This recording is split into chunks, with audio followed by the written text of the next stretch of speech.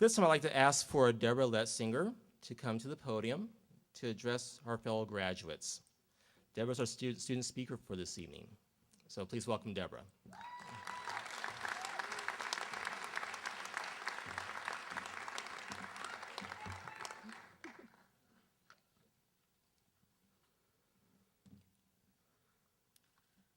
Both art and design can be elusive words to define, and an awfully fun thing to have opinions about.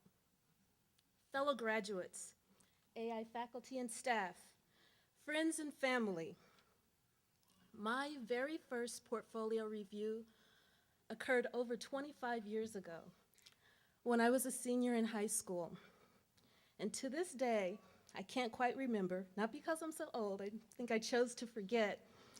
I don't remember what the person critiquing my portfolio said. It was something to the effect that it needed more something. I don't know, it just needed more. And it really doesn't matter what they said, because the message that got ingrained in my teenage brain is that I wasn't good enough. And I felt that somehow I should probably pursue something else besides my first love. I should do something else besides trying to be an artist. So instead of enrolling in the independent art study class that I wanted, I signed up for a calculus class, and I made a life-defining decision. I decided that I would become an engineer so that I could afford to become an artist. And that's exactly what I did. I became a mechanical engineer, and I don't for one moment regret my experiences as such. It provided a great life.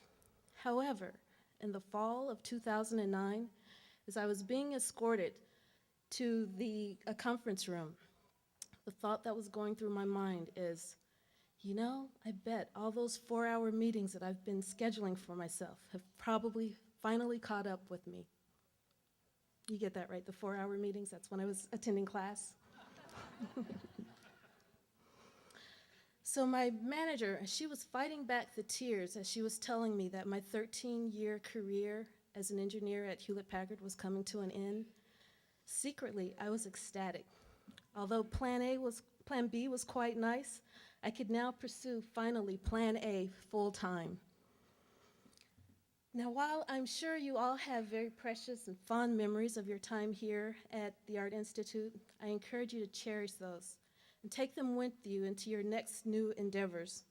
But bear with me for a few moments as I share some of mine.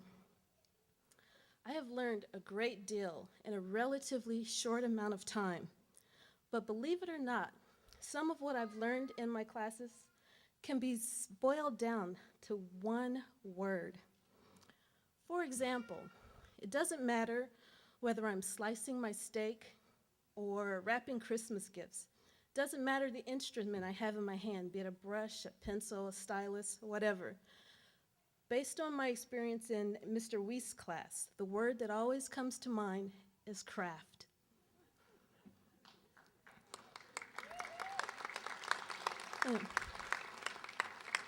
Some of you may know of the penchant that I developed for photography while here. Although Jim Peckett taught me what I needed to know about f-stop, shutter speed, and ISO, the one word that sticks to me as a result of my experience in his classes is more. And this time, more really is a word of encouragement. It compels me to create more and more photographic images. And even in the classes that I took with Jay Truesdell, there's one word. However, that one word must be used 3 times for maximum effect. And that word is tripod.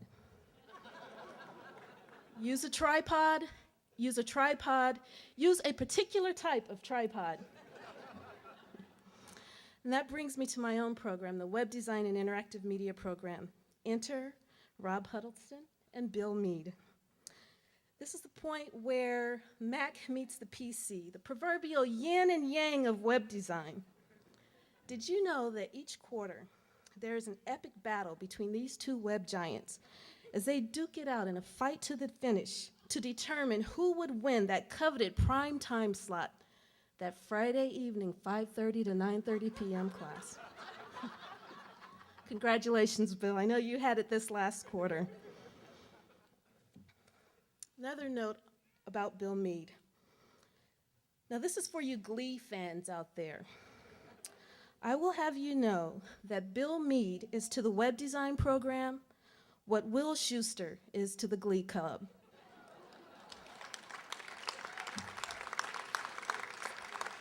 It's no coincidence that they share the same first name. Bill makes being in web design cool.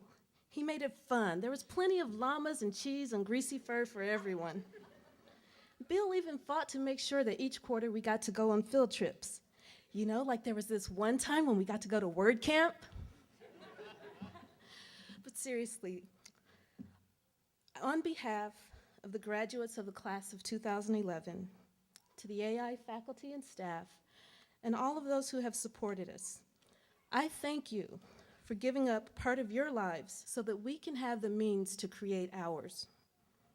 And I leave you with this quote from Steve Jobs: "Your time is limited, so don't waste it living someone else's life.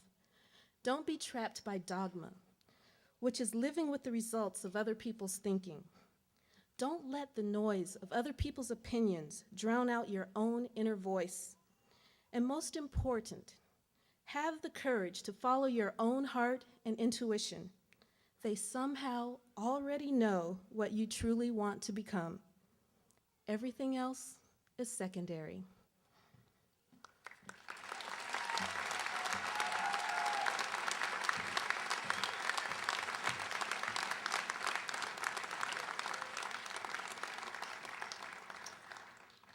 Debra, thank you.